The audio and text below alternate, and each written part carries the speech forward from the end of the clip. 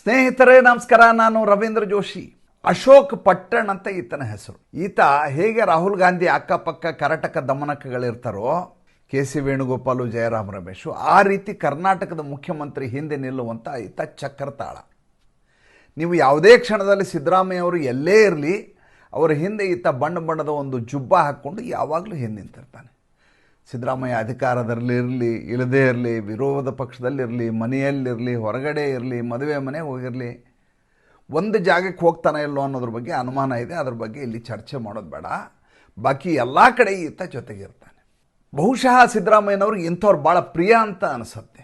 ಒಂದಿ ಮಾಗಧರನ್ನು ಜೊತೆಗಿಟ್ಕೊಳ್ಳೋದು, ಅವರು ಆಡಿದ ಮಾತುಗಳಿಗೆ ನಗು ಬಾರದೆ ಹೋದರೂ ನಗದೇ ಇರುವುದು, ಮತ್ತು ಅವರ ಎಲ್ಲ ಮಾತುಗಳಿಗೂ ಚಪ್ಪಾಳೆ ಹೊಡೆಯುವುದು, ಅವರು ಹೇಳಿದ್ದಕ್ಕೆಲ್ಲ ಸಹಮತಿಯನ್ನು ವ್ಯಕ್ತಪಡಿಸುವುದು, ಈ ರೀತಿಯ ಜನರನ್ನು ಸಿದ್ದರಾಮಯ್ಯನವರು ಸಾಕಿಕೊಂಡು ಹೋಗ್ತಾರೆ. ನಾನು ಯಾವಾಗಲೂ ಭೀಮಸೇನ್ ಜೋಶಿ ಅವ್ರನ್ನ ಈ ಸಂದರ್ಭದಲ್ಲಿ ಜ್ಞಾಪಕ ಮಾಡ್ಕೊಳ್ಳೋದು. ಅವ್ರ ಜೊತೆಯವ್ರನ್ನ ಹೋಲಿಕೆ ಮಾಡಲಿಕ್ಕಾಗೋದಿಲ್ಲ. ಆದರೆ ಸಂಗೀತ ಕಚೇರಿ ನಡೆದ ಸಂದರ್ಭದಲ್ಲಿ ಭೀಮಸೇನ್ ಜೋಶಿ ಅವರು ಆಲಾಪ ಹೇಳಿದ ಸಂದರ್ಭದಲ್ಲಿ ಅಕ್ಕಪಕ್ಕ ನೋಡ್ತಿದ್ರು, ಕಣ್ಣು ಮುಚ್ಕೊಂಡು ಆಲಾಪ ಹೇಳೋರು. ಪಕ್ಕದಲ್ಲಿ ನೋಡೋರು, ಪಕ್ಕದಲ್ಲಿದ್ರು ವಾಹ್ ವಾಹ್ ವಾಹ್ ವಾಹ್ ಅನ್ಬೇಕು. ಅವಾಗ ಇನ್ನಷ್ಟು ತಾರಕ ಸ್ವರಕ್ಕೆ ಹೋಗೋದು. ಭೀಮಸೇನ್ ಜೋಶಿ ಅವರ ಕಂಚಿನ ಕಂಠ ಇನ್ನಷ್ಟು ತಾರಕಕ್ಕೆ ಇರೋದು. ಆ ರೀತಿ ಸಿದ್ದರಾಮಯ್ಯ ಮಾಡುವಂಥ ಅವಿವೇಕಿ ಮಾತುಗಳೇನಿದಾವಲ್ಲ, ಅದಕ್ಕೆ ವಾಹ್ವಾ ವಾಹ್ವಾ ಅನ್ನುವಂಥ ಒಂದಿ ಮಾಗಧರ ತಂಡದಲ್ಲಿ ಅಶೋಕ್ ಪಟ್ಟಣ್ ಎನ್ನುವನು ಆದ್ಯತೆಯಲ್ಲಿ ನಿಲ್ಲುವಂಥ ವ್ಯಕ್ತಿ, ಮೇಲ್ಪಂಕ್ತಿಯಲ್ಲಿ ಇದ್ದಾನೆ. ಈತನನ್ನು ಯಾಕೆ ಇವತ್ತು ಪ್ರಸ್ತಾಪ ಮಾಡ್ತಾ ಇದ್ದೀನಿ? ಈತ ನಿನ್ನೆ ಮಾಧ್ಯಮದವರೆದುರಿಗೆ ಒಂದು ಮಾತನ್ನು ಹೇಳ್ತಾನೆ. ಮೊದಲೇದಾಗಿ ಮಾಧ್ಯಮದವರು ಮಾತಾಡುವಾಗ ಕೂಲಿಂಗ್ ಗ್ಲಾಸ್ ಹಾಕ್ಕೊಂಡು ಆ ರೀತಿ ಎಲ್ಲ ಇರಬಾರ್ದು ಅನ್ನುವಂಥ ಕನಿಷ್ಠ ಪ್ರಜ್ಞೆ ಈತನಿಗಿಲ್ಲ. ಇರಲಿ. ಈತ ಹೇಳ್ತಾನೆ, ಈ ನಾರಾಯಣ ಭರ್ಮನಿ ಅನ್ನುವಂಥ ಬೆಳಗಾವಿ ASP ಮೇಲೆ ಸಿದ್ದರಾಮಯ್ಯನವರು ಕೈ ಮಾಡಲಿಕ್ಕೆ ಹೋಗಿ ಆಗಲೇ 3 ತಿಂಗಳಾಯಿತು. 3 ತಿಂಗಳ ಆದಮೇಲೆ ಯಾಕೆ ಈತ ರಾಜೀನಾಮೆ ಕೊಡಲಿಕ್ಕೆ ಸ್ವಯಂ ನಿವೃತ್ತಿಗೆ ಮುಂದಾಗ್ತಾನೆ? ಅವತ್ತೇ ಯಾಕೆ ರಾಜೀನಾಮೆ ಕೊಡಲಿಲ್ಲ? ಅವಾಗ ಅವಮಾನ ಆಗಿದ್ರೆ ಅವತ್ತೇ ಕೊಡಬೇಕಾಗಿತ್ತು. ಇದು BJP ಅವ್ರದ್ದು ಏನೋ ಕುತಂತ್ರ ಇದೆ ಇದರಲ್ಲಿ ಅಂತ. BJP ಅವರು ಸಿದ್ದರಾಮಯ್ಯನವ್ರಿಗೆ ಕಪಾಳಕ್ಕೆ ಹೊಡಿ ಅಂತ ಹೇಳಿದ್ರ? BJP ಅವರು ಸಿದ್ದರಾಮಯ್ಯನವ್ರಿಗೆ ಬಾಯಿಗೆ ಬಂದ ಹಾಗೆ ಮಾತಾಡು ಅಂತ ಹೇಳಿದ್ರ? BJP ಅವರು ಕೈ ಮಾಡಲಿಕ್ಕೆ ಹೋಗು ಅಂತ ಹೇಳಿದ್ರ? ಇನ್ನೊಂದು ಮಾತನ್ನು ಈತ ಸೇರಿಸ್ತಾನೆ. ಈತ ಹೇಳ್ತಾನೆ, ಸಿದ್ದರಾಮಯ್ಯನವ್ರು ಏನು ಹೊಡೆಯಕ್ಕೆ ಹೋಗಿರಲಿಲ್ಲ, ಏನು ಹೊಡೆದಿದ್ದಾರ ಅವರು ಅಂತ ಕೇಳ್ತಾನೆ. ನನಗೂ ಸಿದ್ದರಾಮಯ್ಯನವ್ರ ಮೇಲೆ ಸಿಟ್ಟಿದೆಯಪ್ಪ. ಅವರು ನಡೆಸ್ತಾ ಇರುವಂಥ ರಾಜ್ಯಭಾರದ ಬಗ್ಗೆ ನನಗೆ ಭಾಳಷ್ಟು ಅಪಾರವಾದಂಥ ಅಸಹನೆ ಇದೆ. ಒಬ್ಬ ಮುಖ್ಯಮಂತ್ರಿ ಹಿಂಗಿರಬಾರ್ದು ಅನ್ನೋದು ನನ್ನ ಮನಸ್ಥಿತಿ. ನಾನೊಬ್ಬ ಮತದಾರ. ನಾನು ಹೋಗಿ ಅವ್ರ ಮೇಲೆ ಕೈ ಮಾಡಲಿಕ್ಕೆ ಪ್ರಯತ್ನ ಮಾಡ್ತೇನೆ, ಕೈ ಮಾಡೋದಿಲ್ಲ. ಅವ್ರ ಕಪಾಳಕ್ಕೆ ಮುಟ್ಟೋದಿಲ್ಲ ನಾನು, ಆದರೆ ಕೈ ಮಾಡಲಿಕ್ಕೆ ಹೋಗ್ತೇನೆ, ಮೈ ಮೇಲೆ ಏರ್ ಬರ್ತೀನಿ. ಇವ್ರು ಸುಮ್ಮನೆ ಇರ್ತಾರೆ? ಹಂಗಾರೆ ಸಿದ್ದರಾಮಯ್ಯನವ್ರು ಸುಮ್ಮನೆ ಇರ್ತಾರಾ? ಸಿದ್ದರಾಮಯ್ಯನವ್ರ ಕೋಪ ಜಾಸ್ತಿ ಆಗಿತ್ತು, ಆದ್ದರಿಂದ ಆ ರೀತಿ ನಡ್ಕೊಂಡ್ರು. ಆಯಿತು, ನನಗೂ ಕೋಪ ಜಾಸ್ತಿ ಆಗುತ್ತೆ, ನಾನು ಆ ರೀತಿ ನಡ್ಕೋತೀನಿ. ಒಪ್ಕೋತಾರ ಅವರು? ತಮಗಾದ್ರೂ ಒಂದು ನ್ಯಾಯ, ಇನ್ನೊಬ್ರಿಗೆ ಒಂದು ನ್ಯಾಯ ಅಂತ ಇದೆಯಾ? ಅಶೋಕ್ ಪಟ್ಟಣ್ ಅಂಥ ವ್ಯಕ್ತಿಗಳು ಪಕ್ಕದಲ್ಲಿರುವಾಗ ಸಿದ್ದರಾಮಯ್ಯನವ್ರಿಗೆ, ಸಾಹೇಬ್ರು ಈ ರೀತಿ ಎಲ್ಲ ಮಾಡಬೇಡಿ, ಮಾಡಿದ್ರೆ ಸುಮ್ಮನೆ ಅನಗತ್ಯವಾಗಿ ವಿವಾದ ಆಗ್ತವೆ, ಯಾಕೆ ಹೊಡೆಯಕ್ಕೆ ಹೋಗ್ತಾರೆ? ನಿಮ್ಮ ಪಾಡು ನೀವು ಸುಮ್ಮನೆ ಇದ್ರಾಯ್ತು, ಎದುರುಗಡೆ ಕಪ್ ಬಾವುಟ ಹಿಡಿದಿರ್ತಾರೆ, ನೋಡ್ರಿ ಯಾರು ಹೊರಗೆ ಹಾಕ್ರಿ, ಹೊರಗೆ ಹಾಕ್ತಾರೆ. ರಾಜಕಾರಣದಲ್ಲಿ ನಡೆಯೋದು ನಿಮ್ಗೆ ಗೊತ್ತಿರಲಾರ್ದ ವಿಚಾರ ಇದೆಯಾ ಅಂತ ಬುದ್ಧಿ ಹೇಳಬೇಕು. ಆದರೆ ಅಶೋಕ್ ಪಟ್ಟಣ್ ಅಂತವ್ರು ಹೇಳ್ತಾರೆ, ಈ ಇಡೀ ಘಟನೆಗೆ ಆತ ಕೊಡ್ತಾ ಇರೋ ಒಂದು ಸ್ವಯಂ ನಿವೃತ್ತಿಗೆ ಅಪ್ಲೈ ಮಾಡಿದ್ದಕ್ಕೆ BJP ಕಾರಣ ಅಂತ ಅವ್ರ ತಲೆ ಮೇಲೆ ಕಟ್ಟುವಂಥ ಪ್ರಯತ್ನ ಮಾಡ್ತಾರಲ್ಲ, ಇಂಥವ್ರನ್ನ ಇಟ್ಕೊಂಡು ಸಿದ್ದರಾಮಯ್ಯ ಓಡಾಡ್ತಾರಲ್ಲ, ಇಂಥ ಸಿದ್ದರಾಮಯ್ಯನವ್ರ ಬಗ್ಗೆ ಏನಂತ ಹೇಳೋಣ? ಕಳೆದ ಸಂಚಿಕೆಯಲ್ಲಿ ಒಂದು ಮಾತು ಹೇಳಿದ್ದೆ. ಏನಂತ ಅಂದರೆ, ತಿರುವನಂತಪುರಂ ವಿಮಾನ ನಿಲ್ದಾಣದಲ್ಲಿ ಒಂದು F-35 ಅನ್ನುವಂಥ ಬ್ರಿಟನ್ ನೌಕಾಪಡೆಯ ಯುದ್ಧ ವಿಮಾನ ಬಂದು ನಿಂತಿದೆ. ಅದ್ರ ಬಗ್ಗೆ 2 ಸಲ ಸಂಚಿಕೆಯನ್ನು ಮಾಡಿದ್ದೆವು ನಾವು. ಬಹಳ ಮಹತ್ತರ ವಿಚಾರ ಇದು. ಯಾಕೆ ಅಂದರೆ, ಹೇಗೆ ಭಾರತದ ಬ್ರಹ್ಮೋಸ್ ಎನ್ನುವಂಥ ಕ್ಷಿಪಣಿ ಪಾಕಿಸ್ತಾನದ ರ್ಯಾಡಾರನ್ನು ಭೇದಿಸಿ, ಅವರ ಏರ್ ಡಿಫೆನ್ಸನ್ನು ಭೇದಿಸಿ ತಲುಪಬೇಕಾದ ಗಮ್ಯವನ್ನು ತಲುಪಬಲ್ಲದೆ ಅಂತ ಯಾವ ರೀತಿ ಪ್ರಯತ್ನ ಮಾಡಲಾಯಿತೋ ಭಾರತ, ಅದೇ ರೀತಿಯಾಗಿ ಬ್ರಿಟನ್ನ ನೌಕಾಪಡೆ ಅಮೇರಿಕೆ ಯುದ್ಧ ವಿಮಾನ F-35 ಮೂಲಕ ಭಾರತದ ಏರ್ ಡಿಫೆನ್ಸನ್ನು ದಾಟ್ಕೊಂಡು ಹೋಗ್ಲಿಕ್ಕೆ ಸಾಧ್ಯವ ಅಂತ ಪ್ರಯತ್ನ ಮಾಡಿರಬಹುದಲ್ವಾ ಅನ್ನುವಂಥ ಒಂದು ಕಾನ್ಸ್ಪರಸಿ ಸಿದ್ಧಾಂತವನ್ನು ತಮ್ಮ ಮುಂದೆ ನಾನು ಹೇಳಿದ್ದೆ.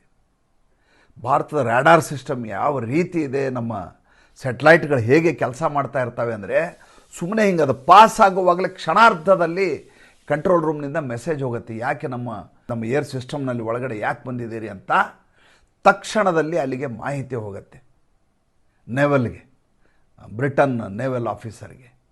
ಹೋದ ತಕ್ಷಣ ಆತ ಹೇಳ್ತಾರೆ, ತಬ್ಬಿಬ್ಬಾಗ್ಬಿಡ್ತಾರೆ ಅವ್ರು ಹೇಳ್ತಾರೆ, ಇಲ್ಲ ಮೋಸ್ಟ್ಲಿ ಫ್ಯೂಯಲ್ ಖಾಲಿ ಆಗಿದೆ, ಅದಕ್ಕೋಸ್ಕರ ಹಂಗೆ ಬಂದಿರಬೇಕು, ದಯವಿಟ್ಟು ರೀಫ್ಯೂಯಲಿಂಗ್ ಅವಕಾಶ ಕೊಡಿ ಅಂತ ಮನವಿ ಮಾಡ್ಕೋತಾರೆ. ತಿರುವನಂತಪುರಂ ಅಡ್ಡೆಯಲ್ಲಿ ಬಂದು ಇಳಿಯತ್ತೆ, ರೀಫ್ಯೂಯಲ್ ಹಂಗಾಗತ್ತೆ. ಮುಂದೆ ನಡೆದ ಎಲ್ಲ ವಿದ್ಯಮಾನಗಳು ನಿಮ್ಗೆ ಗೊತ್ತಿದ್ದಾವೆ. ಪ್ರಶ್ನೆ ಅದಲ್ಲ. ಈಗ ಇದನ್ನು ಸಪ್ಲೈ ಮಾಡಿದ್ದು ಮೊದಲೇದಾಗಿ ಅಮೇರಿಕಾ ಬ್ರಿಟನ್ನ ನೇವಲ್ಗೆ ಇದು ಸಿಸ್ಟಮ್ಗೆ ಸಪ್ಲೈ ಮಾಡುತ್ತೆ, ನೇವಿಗೆ, ಬ್ರಿಟನ್ ನೇವಿ ಇದನ್ನು ಡೆಮೋ ಮಾಡಲಿಕ್ಕೆ ಪ್ರಯತ್ನ ಮಾಡಿ ವಿಫಲ ಆಗುತ್ತೆ. ವಿಫಲ ಆದಮೇಲೆ ಅದನ್ನು ಸರಿಪಡಿಸ್ಕೊಂಡು ತೊಗೊಂಡು ಹೋಗ್ಬೇಕು ತಮ್ಮ ದೇಶಕ್ಕೆ, ಇಲ್ಲ ನಮ್ಮ ದೇಶದ ಹ್ಯಾಂಗರ್ ಒಳಗಡೆ ಬಿಡಬೇಕು. ಇದನ್ನು ಮೀರಿ ಭಾರತ ಇನ್ನೊಂದು ಮಾತನ್ನು ಹೇಳ್ತು, ಅದನ್ನು ಯಾವತ್ತೂ ಸಂಚಿಕೆಯಲ್ಲಿ ಹೇಳೋದು ಮರ್ತುಬಿಟ್ಟೆ ನಾನು. ಏನಂದರೆ, ನೀವು ಇದೇ ರೀತಿ ಅನಾಥವಾಗಿ ಒಂದು ವಿಮಾನವನ್ನು ನಮ್ಮ ಏರೋಡ್ರೋಮ್ನಲ್ಲಿ ನಿಲ್ಲಿಸ್ತೀರಿ ಅಂತಂದರೆ ಅದಕ್ಕೆ ನೀವು ಪ್ರತಿ ದಿವಸ ಬಾಡಿಗೆ ಕಟ್ಟಬೇಕು ನೀವು ಅಂತ. ಒಂದು ದಿವಸ ಸುಮ್ಮನಿದ್ರು, 2 ಸುಮ್ಮನಿದ್ರು, ಒಂದು 15 ದಿವಸ ಸುಮ್ಮನಿದ್ರು. ಆಮೇಲೆ ಹೇಳಿದ್ರು, ಇಲ್ಲ ನೀವು ಈ ರೀತಿ ಆದ್ರೆ ಆಗಲ್ಲ, ನೀವು ಪುಕ್ಷಟ್ಟೆ ನಮ್ಮ ಇದರಲ್ಲಿ ನಿಲ್ಸೋಕ್ಕಾಗಲ್ಲ. ನಿಮ್ಗೆ ಗೊತ್ತಿರಲಿ, ವಿಜಯ್ ಮಲ್ಯ ದಿವಾಳಿ ಆಗಿದ್ದು ಕಿಂಗ್ಫಿಶರ್ ಏರ್ಲೈನ್ಸಿಂದ ಬಹುಮುಖ್ಯವಾದಂಥದ್ದು ಏನಂದರೆ, ಆತನಿಗೆ ನೆಲಬಾಡಿಗೆಯನ್ನು ಕೂಡ ಕಟ್ಟಲಿಕ್ಕಾಗಲಿಲ್ಲ ಅಂತ. ಅವನ ವಿಮಾನಗಳನ್ನು ಏನು ನಿಲ್ಲಿಸಿದ್ರಲ್ಲ ಆಯಾಯ ವಿಮಾನ ನಿಲ್ದಾಣಗಳಲ್ಲಿ, ದೇಶಾದ್ಯಂತ ಇರೋ ವಿಮಾನ ನಿಲ್ದಾಣಗಳಲ್ಲಿ ಎಲ್ಲೆಲ್ಲಿ ನಿಂತಿದ್ದವೋ ಅಲ್ಲಿಂದ ಟೇಕ್ ಆಫ್ ಆಗ್ತಿರಲಿಲ್ಲ. ಅವು ರೂಟ್ಗಳನ್ನು ಕೊಡಲಿಲ್ಲ, ಅದಕ್ಕೆ ಏವಿಯೇಷನ್ ಡಿಪಾರ್ಟ್ಮೆಂಟ್ನಿಂದ ಕ್ಲಿಯರೆನ್ಸ್ ಸಿಗಲಿಲ್ಲ. ನಿಂತ ಜಾಗದ ಬಾಡಿಗೆಯನ್ನು ಕೂಡ ಆತನಿಗೆ ಕಟ್ಟಲಿಕ್ಕಾಗಲಿಲ್ಲ. ಆಮೇಲೆ ಆತ ದಿವಾಳಿ ಆಗ್ತಾರೆ. ಬೇರೆ ಬೇರೆ ಕಾರಣ ಇದ್ದಾವೆ, ಅದರಲ್ಲಿ ಅದು ಒಂದು ಕಾರಣ. ಹಾಗೆ ಈಗ ಬ್ರಿಟನ್ ನೇವಿಗೆ ಭಾರತ ಸರ್ಕಾರ ತಿಳಿಸತ್ತೆ, ನೀವು ನಮ್ಮ ಹ್ಯಾಂಗರ್ಗೂ ಹಾಕಲ್ಲ, ನಾವು ಅದನ್ನ ಪರೀಕ್ಷೆ ಮಾಡಲಿಕ್ಕೂ ಬಿಡೋದಿಲ್ಲ ಅಂತಂದರೆ ನೀವು ನಿಂತ ಜಾಗಕ್ಕೆ ದುಡ್ಡನ್ನು ಕಟ್ಟಬೇಕಾಗತ್ತೆ ಅಂತ ಹೇಳ್ತಾರೆ. ಅದರಿಂದ ಏನು ಭಾರತದ ಆರ್ಥಿಕತೆ ಮೇಲೆ ಲಾಭ ಆಗತ್ತೆ, ನಷ್ಟ ಆಗತ್ತೆ, ಅನುಕೂಲ ಆಗತ್ತೆ ಅಲ್ಲ. ಭಾರತ ಅಂತ ಒಂದು ದಾಷ್ಟ್ರ್ಯವನ್ನು ಮೆರೆಯುವ ಪರಿಸ್ಥಿತಿಗೆ ಬಂದಿದೆಯಲ್ಲ, ನೀವು ಬಂದು ಹೆಂಗೆ ಬೇಕಂಗೆ ನಿಲ್ಸೋಕ್ಕಿದೆ, ಪುಕ್ಷಟ್ಟೆ ಧರ್ಮಶಾಲೆ ಅಲ್ಲ ನಮ್ಮ ದೇಶ, ಅದಕ್ಕೆ ಸಲ್ಲಬೇಕಾದಂಥ ಕಪ್ಪವನ್ನು ಕೊಡಿ ಅಂತ ಕೇಳಿದೆ ಭಾರತ.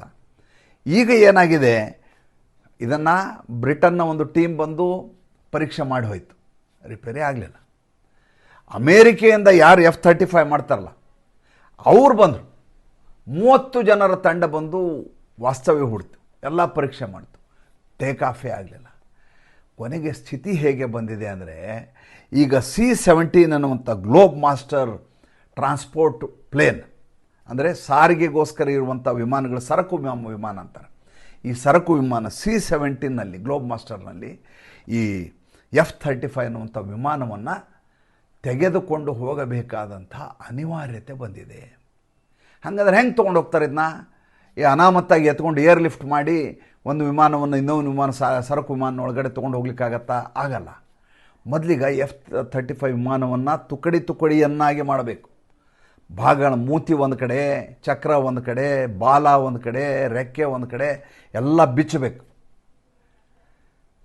ಹೇಗೆ ಸಮುದ್ರದ ಮಧ್ಯೆ ಸಿಲುಕೆ ಹಾಕಿಕೊಂಡಿರುವಂಥ ಹಡಗನ್ನು ತೀರಕ್ಕೆ ತರುವ ಪ್ರಯತ್ನ ಮಾಡಲಾಗುತ್ತದೆಯೋ, ಹೇಗೆ ಅದನ್ನು ಒಡೆದು ಬೇರೆ ಬೇರೆ ಮಾಡ್ತಾರೋ, ಅದೇ ರೀತಿ ವಿಮಾನವನ್ನು ತುಕಡಿ ಮಾಡಿ C-17 ಗ್ಲೋಬ್ ಮಾಸ್ಟರ್ನಲ್ಲಿ ಲೋಡ್ ಮಾಡ್ಕೊಂಡು ಈಗ ತಗೊಂಡುಕೊಂಡು ಹೋಗಬೇಕಾದಂಥ ಅನಿವಾರ್ಯತೆ ಬಂದಿದೆ. ಅಲ್ಲಿಗೆ ಜಗತ್ತಿನ ಸರ್ವಶ್ರೇಷ್ಠ ಮಿಲ್ಟ್ರಿ ಅಂತ ಯಾವ ಕರೆಸ್ಕೊಳ್ಳುತ್ತೋ ಅಮೇರಿಕಾ ಈಗ ಭಾರತದ ಎದುರುಗಡೆ ಸೋತಿದೆ. ನಾವು ಯಾರನ್ನ ಬೇಕಾದರೂ ಮಣಿಸಬಲ್ಲೆವನು ಅಂತ ಪಾಶ್ಚಿಮಾತ್ಯರ ಧೋರಣೆ ಇದೆಯಲ್ಲ, ಬ್ರಿಟಿಷರ ಧೋರಣೆ, ಆ ಧೋರಣೆ ಬಕಬರಲು ಬಿದ್ದು ಹೋಗಿದೆ. ಚೈನಾ ಯಾವ ಪಾಕಿಸ್ತಾನವನ್ನು ಎತ್ತಿ ಹಿಡಿತೀವಿ ಅಂತ ಓಡಾಡ್ತಾ ಇತ್ತಲ್ಲ, ಅದು ಪೂರ್ತಿ ಮಕಾಡೆ ಮಲಿಗೆ ಹೋಗಿದೆ. ಭಾರತದ ವಿರುದ್ಧ ಕತ್ತಿ ಮಸಿಯುವಂಥ ಟರ್ಕಿ ಇದೆಯಲ್ಲ, ಅದರ ಡ್ರೋನ್ಗಳೆಲ್ಲ ಧೂಳಿಪಟಾಗಿ ಹೋಗಿದ್ದಾವೆ. ಉಳಿದದ್ದು ಭಾರತದ ಡ್ರೋನ್ಗಳು, ಭಾರತದ ಆಕಾಶ ತೀರು, ಭಾರತದ ಬ್ರಹ್ಮೋಸ್. ನೋಡಿ ಒಂದೊಂದಾಗಿ ವಿಷಯ ಹೇಗೆ ಬರ್ತಾವೆ. ನಮ್ಮ ಭಾರತದ ರಾಜಕಾರಣಿಗಳಿಗೆ ಮಾತ್ರ ಭಾರತದ ಸೈನ್ಯದ ಬಗ್ಗೆ ನಂಬಿಕೆ ಇಲ್ಲ, ಆದರೆ ವಿದೇಶದ ಸೈನ್ಯಕ್ಕೆ, ಅದು ಶತ್ರು ರಾಷ್ಟ್ರದವರಿಗೆ ಭಾರತದ ಬಗ್ಗೆ ಇನ್ನಿಲ್ಲದ ಹಾಗೆ ಭಯ ಇದೆ. ಈ ಶಬಾಜ್ ಶರೀಫ್ ಅಂಥೇಳಿ ಪ್ರೈಮ್ ಮಿನಿಸ್ಟರ್ ಇರೋದಲ್ಲಿ, ಅವ್ರಿಗೊಬ್ಬ ವಿಶೇಷ ಸಲಹೆಗಾರ ಇದ್ದಾನೆ, ರಾಣಾ ಸನಾವುಲ್ಲಾ ಅಂತ, ಅತ್ಯಂತ ಹಿಡಿತ ಇರುವಂಥ ಮನುಷ್ಯ. ಅಂದರೆ ಪಾಕಿಸ್ತಾನದ ಬಗ್ಗೆ ಅಥಾರಿಟಿಯಾಗಿ ಮಾತಾಡುವಂಥ ವ್ಯಕ್ತಿ. ಆತ ಹೇಳ್ತಾನೆ, ಯಾವಾಗ ನಮ್ಮ ಏರ್ ಬೇಸ್ ಮೇಲೆ ದಾರಿ ಮಾಡಿದ್ರಲ್ಲ, ದಾಳಿ ಮಾಡಿದ ಸಂದರ್ಭದಲ್ಲಿ ನಾವು ಭಯ ಬಿದ್ದು ಹೋಗಿದ್ವಿ. ನಾವು ಎಲ್ಲಿ ಈ ಬ್ರಹ್ಮೋಸ್ ಇದೆಯಲ್ಲ ಕ್ಷಿಪಣಿ, ಅದಕ್ಕೆ ಪರಮಾಣುವಿನ ಸಿಡಿತಲೆಯನ್ನು ಜೋಡಿಸಿದ್ದಾರೋ ಅನ್ನುವಂಥ ಭಯ ನಮ್ಮನ್ನು ಕಾಡ್ತಾ ಇತ್ತು. ನೂರುಲ್ಲಾ ಬೇಸಲ್ಲಿ ಆಯ್ತಲ್ಲ, ಆ ಬೇಸ್ ಮೇಲೆ ದಾಳಿ ಮಾಡುವ ಸಂದರ್ಭದಲ್ಲಿ ಬಂದಂಥ ಬ್ರಹ್ಮೋಸ್ ಕ್ಷಿಪಣಿ ಇದೆಯಲ್ಲ, ಆ ಕ್ಷಿಪಣಿಗೆ ಎಲ್ಲಿ ಪರಮಾಣುವಿನ ಸಿಡಿತಲೆಯನ್ನು ಕಟ್ಟಿದ್ದಾರೋ ಅಂತ ಭಯ ಇತ್ತು. ನಮ್ಮ ನ್ಯೂಕ್ಲಿಯರ್ ಇದನ್ನು ವೆಪನ್ ಜೋಡಿಸಿದ್ದಾರೋ ಅಂತ ಭಯ ಇತ್ತು. ಅದನ್ನು ಎದುರಿಸ್ಲಿಕ್ಕೆ ನಮಗಿದ್ದಂಥ ಸಮಯ ಕೇವಲ 30ರಿಂದ 45 ಸೆಕೆಂಡು. ಅಷ್ಟರಲ್ಲಿ ನಾವು ತೀರ್ಮಾನ ಮಾಡಬೇಕಾಗಿತ್ತು. ಅದೃಷ್ಟವಶಾತ್ ಅದಕ್ಕೆ ನ್ಯೂಕ್ಲಿಯರ್ ವೆಪನ್ನನ್ನು ಜೋಡಿಸಿರಲಿಲ್ಲ. ಅಂದರೆ ಹೇಗೆ ಪಾಕಿಸ್ತಾನ ಬೆಚ್ಚಿ ಬಿದ್ದಿದೆ ನೋಡಿ. ಆದರೆ ಭಾರತದವರಿಗೆ ಭಾರತದ ಸೈನ್ಯದ ಬಗ್ಗೆ ನಂಬಿಕೆ ಇಲ್ಲ. ಭಾರತದ ವಿಮಾನಗಳು ಬಿದ್ದಿದ್ದಾವೆ, ಅದನ್ನು ಮುಚ್ಚಿಡ್ತಾ ಇದೆ ಸರ್ಕಾರ. ನಮ್ಮ ಯುದ್ಧದ ನಮ್ಮ ಯಾರು ಕಮಾಂಡರ್ಗಳಿದ್ದಾರೆ ಅವರು ಅಧೀರರು, ಅವರಿಗೆ ಅವರ ಎದುರಿಸುವ ಶಕ್ತಿ ಇಲ್ಲ, ಸ್ಥೈರ್ಯವಿಲ್ಲ ಅನ್ನೋ ರೀತಿಯಲ್ಲಿ ಇವರ ಮಾತು. ಇನ್ನೊಂದು ಘಟನೆ ನಡೆದಿದೆ. ಏನಂದರೆ, ಒಂದಷ್ಟು ಎಂಜಿನಿಯರ್ಗಳನ್ನು ಚೈನಾ ವಾಪಸ್ ಕರ್ಸ್ಕೋತಾ ಇದೆ. ಫಾಕ್ಸ್ಕಾನ್ ಅಂತ ಐಫೋನ್ನ ಉತ್ಪಾದಕ ಕಂಪ್ನಿ. ಈಗ ನಾವು ಭಾರತ ಏನಿದೆಯಲ್ಲ, ಭಾರತ ಜಗತ್ತಿನ ಒಟ್ಟು ಬೇಡಿಕೆ ಇದೆಯಲ್ಲ ಐಫೋನ್ ಬೇಡಿಕೆಯ 20% ಭಾರತ ಎಕ್ಸ್ಪೋರ್ಟ್ ಮಾಡುತ್ತೆ ಭಾರತದಿಂದ. ಐಫೋನ್ ಯಾಕೆ ಭಾರತಕ್ಕೆ ಬಂದಿದೆ ಅಂದರೆ, ಭಾರತದಲ್ಲಿ ಅದಕ್ಕೆ ಬೇಕಾದಂಥ ಸಂಪೂರ್ಣವಾದಂಥ ಇನ್ಫ್ರಾಸ್ಟ್ರಕ್ಚರ್ ಇದೆ. ಚೈನಾಗಿಂತ ಕಡಿಮೆ ದುಡ್ಡಿನಲ್ಲಿ ಭಾರತದಲ್ಲಿ ನಿರ್ಮಾಣ ಮಾಡಬಹುದು ಅಂತ ಗೊತ್ತಿದೆ. ಫಾಕ್ಸ್ಕಾನ್ ಅನ್ನುವಂಥ ಒಂದು ಕಂಪ್ನಿ, ಅದು ತೈವಾನ್ ಬೇಸ್ಡ್ ಕಂಪ್ನಿ. ಆ ಕಂಪ್ನಿ ಭಾರತದ ಬೆಂಗಳೂರಿನಲ್ಲಿ, ಆಮೇಲೆ ಹೊಸೂರಿನಲ್ಲಿ, ತಮಿಳುನಾಡಿನಲ್ಲಿ ಬೇರೆ ಬೇರೆ ಭಾಗಗಳಲ್ಲಿ ಅದರ ಅಸೆಂಬ್ಲಿ ಯೂನಿಟ್ಗಳನ್ನು, ಉತ್ಪಾದನಾ ಯೂನಿಟ್ಗಳನ್ನು ಮಾಡಿಕೊಂಡಿದೆ. ಚೈನಾಗೆ ಭಾರತದ ಬಗ್ಗೆ ಉರಿ, ಎಲ್ಲಿ ಭಾರತವೇ ನಂಬರ್ 1 ಮ್ಯಾನುಫ್ಯಾಕ್ಚರರ್ ಆಗಿಬಿಡ್ತದೋ ಅನ್ನುವಂಥ ಅದಕ್ಕೆ ಗಾಬರಿ, ಆತಂಕ ಎಲ್ಲ ವಿಷಯದಲ್ಲಿ ತಲೆದೋರಿದೆ. ಈವನ್ ಡೊನಾಲ್ಡ್ ಟ್ರಂಪ್ಗೂ ಕೂಡ ಅದೇ ಆಗ್ತಾ ಇರೋದು. ಡೊನಾಲ್ಡ್ ಟ್ರಂಪ್ ಬಹಿರಂಗವಾಗಿ ಸಾರ್ವಜನಿಕವಾಗಿ ಹೇಳಿದರು, ನೀವು ಯಾವುದೇ ಕಾರಣಕ್ಕೂ ಸಂಪೂರ್ಣವಾಗಿ ಐಫೋನ್ನ ಮ್ಯಾನುಫ್ಯಾಕ್ಚರಿಂಗ್ ಯೂನಿಟ್ನ ಭಾರತದಲ್ಲಿ ಹಾಕಬಾರ್ದು. ಭಾರತ ಹೇಗಿದ್ದರೂ ತನ್ನ ಪಾಡಿಗೆ ತಾನು ಸೆಲ್ಫ್ ರಿಲಯಂಟ್ ಇದೆ, ಸ್ವಾವಲಂಬಿ ರಾಷ್ಟ್ರ ಆಗಿದೆ. ನೀವು ಅದನ್ನು ಅಮೇರಿಕಾದಲ್ಲಿ ಮಾಡುವ ಮೂಲಕ ಅಮೇರಿಕಾದಲ್ಲಿ ಉದ್ಯೋಗವನ್ನು ಸೃಷ್ಟಿ ಮಾಡಿ ಅಮೇರಿಕದ ಆರ್ಥಿಕತೆಗೆ ಸಹಾಯ ಮಾಡಿ ಅಂತ ಐಫೋನ್ ಕಂಪ್ನಿಗೆ ರಿಕ್ವೆಸ್ಟ್ ಮಾಡಿಕೊಂಡ್ರು. ಧಮಕಿ ಹಾಕಿದ್ರು ಅಂತ ಹೇಳ್ಬೋದು ನೀವು ಡೊನಾಲ್ಡ್ ಟ್ರಂಪ್ ಬಗ್ಗೆ. ಚೈನಾದಲ್ಲಿ ಒಂದಷ್ಟು ಯೂನಿಟ್ಗಳಿದ್ದಾವೆ. ಆ ಚೈನಾ ಯೂನಿಟ್ಗೆ ಭಾರತದಿಂದ ಒಂದಷ್ಟು ಜನ, ಒಟ್ಟು ಉತ್ಪಾದನಾ ವ್ಯವಸ್ಥೆ ಏನಿದೆಯಲ್ಲ ಫಾಕ್ಸ್ಕಾನ್ದು ಭಾರತದಲ್ಲಿ, ಅದರ 1% ಕಡಿಮೆ ಚೈನೀಸು ಕೆಲಸ ಮಾಡ್ತಾರೆ. 1% ಕಡಿಮೆ, ಅರೌಂಡ್ 300 ಮೆಂಬರ್ಸ್ ಅಂತ ಇಟ್ಕೊಳ್ಳಿ. ಇವರೆಲ್ಲ ಪರಿಣತರು, ಇದು ಬೇರೆ ಬೇರೆ ವಿಭಾಗದಲ್ಲಿ ಪರಿಣತರು, ಎಂಜಿನಿಯರ್ಸ್ ಇದ್ದಾರೆ, ಎಕ್ಸ್ಪರ್ಟ್ಸ್ ಇದ್ದಾರೆ, ಅಸೆಂಬ್ಲಿ ಯೂನಿಟ್ನಲ್ಲಿ ಕೆಲಸ ಮಾಡೋರಿದ್ದಾರೆ. ಹೀಗಾಗಿ ಬೇರೆ ಬೇರೆ ಇದರಲ್ಲಿ ಇದ್ದಾರೆ. ವಾಪಸ್ ಕರೆಸುವಂಥ ಫಾಕ್ಸ್ಕಾನ್ ಮೇಲೆ ಚೈನಾ ಒತ್ತಡವನ್ನು ಹಾಕುತ್ತೆ. ತೈವಾನ್ನ ಫಾಕ್ಸ್ಕಾನ್ ಅನಿವಾರ್ಯವಾಗಿ ಒಂದು 300 ಜನರನ್ನು ವಾಪಸ್ ಕರೆಸ್ಕೊಳುತ್ತೆ. ಇದರಿಂದ ಭಾರತಕ್ಕೆ ಏನು ದೊಡ್ಡ ಸಮಸ್ಯೆ ಆಗಲ್ಲ. ಭಾರತದಲ್ಲಿಯೂ ಕೂಡ ಅಂಥ ನುರಿತ ಕೌಶಲ್ಯವಂತ ಎಂಜಿನಿಯರ್ಗಳಿದ್ದಾರೆ, ಅದಕ್ಕೆ ಬೇಕಾದಂಥ ತರಬೇತಿ ಪಡೆದಿರುವಂಥ ಸಾಫ್ಟ್ವೇರ್ ಎಂಜಿನಿಯರ್ಗಳಿದ್ದಾರೆ, ಹಾರ್ಡ್ವೇರ್ ಮ್ಯಾನುಫ್ಯಾಕ್ಚರರ್ಸ್ ಇದ್ದಾರೆ. ಎಲ್ಲ ವ್ಯವಸ್ಥೆ ಭಾರತದಲ್ಲಿಯೂ ಇದೆ. ಭಾರತ ಏನು ಚೈನಾಗಿಂತ ಹಿಂದುಳಿದಂಥ ರಾಷ್ಟ್ರ ಏನು ಅಲ್ವೇ ಅಲ್ಲ.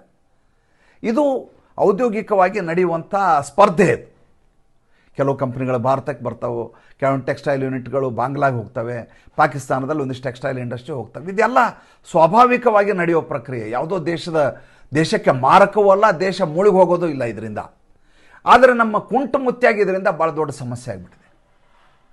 ಕುಂಟುಮುತ್ಯ ಹೇಳ್ತಾರೆ, ನಿನ್ನೆ ನಮ್ಮದು ಭಾರತ ಮೇಕ್ ಇನ್ ಇಂಡಿಯಾ ಅಂತೆಲ್ಲ ಮಾತಾಡ್ತಾರೆ ಮೋದಿಯವರು. ನೋಡಿ ಈಗ ಚೈನಾದವರು ವಾಪಸ್ ಕಳಿಸ್ಕೊತಾ ಇದ್ದಾರೆ.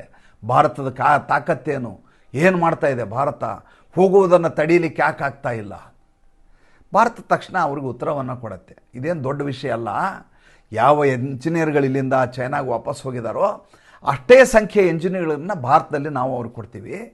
ಭಾರತದಲ್ಲಿ ಉತ್ಪಾದನೆ ಮುಂದುವರಿಯುತ್ತೆ. ಯಾಕಂದರೆ ಈಗ ಐಫೋನ್ 17 ಬಿಡುಗಡೆ ಆಗುತ್ತೆ ಸೆಪ್ಟೆಂಬರ್ನಲ್ಲಿ. ಅದಕ್ಕೆ ಸ್ವಲ್ಪ ತಡ ಆಗ್ಬೋದು ಅದರಿಂದ, ಅಥವಾ ಆಗಬೇಕಾದಷ್ಟು ಮ್ಯಾನುಫ್ಯಾಕ್ಚರ್ ಆಗದೇ ಇರ್ಬೋದು. ಇವೆಲ್ಲ ಆಗುವಂಥ ಸ್ವಾಭಾವಿಕ ಪ್ರಕ್ರಿಯೆ. ಆದರೆ ಇಂಥದ್ದೊಂದು ಸಣ್ಣ ವಿಚಾರವನ್ನು ಇಟ್ಟುಕೊಂಡು ಮಲ್ಲಿಕಾರ್ಜುನ ಖರ್ಗೆ ಅನ್ನುವಂಥ ಮುತ್ಯ ಭಾರತವನ್ನು ಹೀಗಳೆಯುವ ಪ್ರಯತ್ನವನ್ನು ಮಾಡ್ತಾ ಇದ್ದಾರೆ. ಮೊದಲನೇದಾಗಿ ಒಬ್ಬ ರಾಷ್ಟ್ರೀಯ ಅಧ್ಯಕ್ಷನಾಗಿ ಕಾಂಗ್ರೆಸ್ ಪಕ್ಷದ ಕೆಲಸ ಏನು ಮಾಡಬೇಕು ಗೊತ್ತಾ ಅವರು? ಇಡೀ ದೇಶಾದ್ಯಂತ ಪಕ್ಷವನ್ನು ಹೇಗೆ ಸಂಘಟನೆ ಮಾಡಬೇಕು, ಹೇಗೆ ಭಾರತೀಯ ಜನತಾ ಪಕ್ಷಕ್ಕೆ ಪ್ರತಿಸ್ಪರ್ಧಿ ಪಕ್ಷವಾಗಿ ಮುನ್ನಡೆಸಬೇಕು ಅನ್ನುವಂಥ ಸಂಘಟನಾ ಕೆಲಸ ಮಾಡಬೇಕು. ಅವ್ರ ಕೆಲಸ ಪಕ್ಷವನ್ನು ಮುನ್ನಡೆಸುವ ರಾಷ್ಟ್ರೀಯ ಅಧ್ಯಕ್ಷನ ಕೆಲಸ ಅವ್ರದ್ದು. ಅದು ಬಿಟ್ಟರೆ ರಾಜ್ಯಸಭೆಯಲ್ಲಿ ಲೀಡರ್ ಆಗಿ ಮಾಡಬೇಕಾದ ಕೆಲಸ. ಅದು ಬಿಟ್ಟು ಈ ಕಂಪ್ನೀಲಿ 2 ಜನ ತೆಗೆದ್ರು, 2 ಜನ ಸಸ್ಪೆಂಡ್ ಆದರು, ನರೇಂದ್ರ ಮೋದಿ ಏನು ಮಾಡ್ತಾ ಇದ್ದಾರೆ, ಫಾಕ್ಸ್ಕಾನ್ ಕಂಪ್ನಿ ಯಾಕೆ ವಾಪಸ್ ಕರೆಸ್ಕೊಳ್ತು, ಚೈನಾ ಯಾಕೆ ಹಿಂಗೆ ಅಡ್ಡಗಲ್ಲ, ಈಗ ಚೈನಾ ಈಗ ನಿಮಗೆ ಮ್ಯಾಗ್ನೆಟನ್ನು ಕೊಡಲ್ಲ ಅಂತ ಹೇಳ್ತಾ ಇದೆ, ಅಯಸ್ಕಾಂತವನ್ನು ಪೂರೈಕೆ ಮಾಡಲ್ಲ ಅಂತ ಹೇಳ್ತಾರೆ. ಸ್ವಾಭಾವಿಕ ಅದು. ನಿಮಗೆ ಕೊಟ್ಟುಬಿಟ್ರೆ ನಾವೇನು ಮಾಡೋದು, ನೀವು ಮುಂದೆ ಹೋಗ್ಬಿಡ್ತೀರಿ ಅಂತ ಭಯ ಇರುತ್ತೆ.